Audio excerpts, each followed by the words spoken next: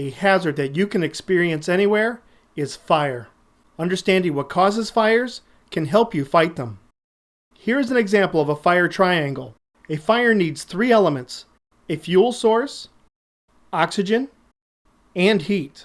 Removing one or more of these elements will cause the fire to go out. For example, a ball of paper, your fuel source, sitting on a desk with air all around it, will do nothing. Now, if you add enough heat, the paper will combust. Knowing the source of fuel or heat feeding a fire is very important. There are 4 main types of fires. Class A, for ordinary combustibles like wood or paper. Class B, for flammable liquids like petroleum products and solvents. Class C, for electrical fires. And Class D, for metals fires. Don't assume that water is the best extinguisher for all fires. In the case of a Class B or C fire, using water to put out these types of fires could have dangerous results. For this reason, there are 4 categories of fire extinguishers. Each is designed for a different class of fire, but all are basically used the same way. You can find what class or classes of fire the extinguisher is meant to fight by looking at the label on the outside of the fire extinguisher. Water types are only to be used on Class A fires, while CO2 types can be used on A, B, or C fires.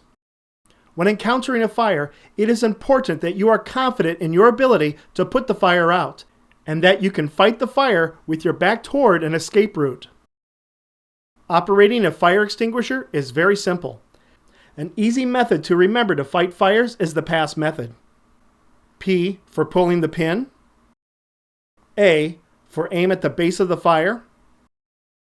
S, squeeze the handle. And S for sweep the base of the fire. Remember not to aim high at the flames. Your spray should be concentrated at the base of the fire. Fire extinguishers are intended for small fires.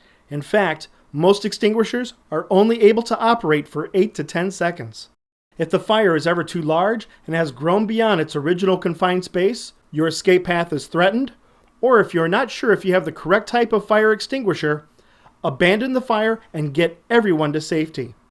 Other hazards of fires to consider are smoke and noxious fumes that could result in unconsciousness or death. Fires can be prevented.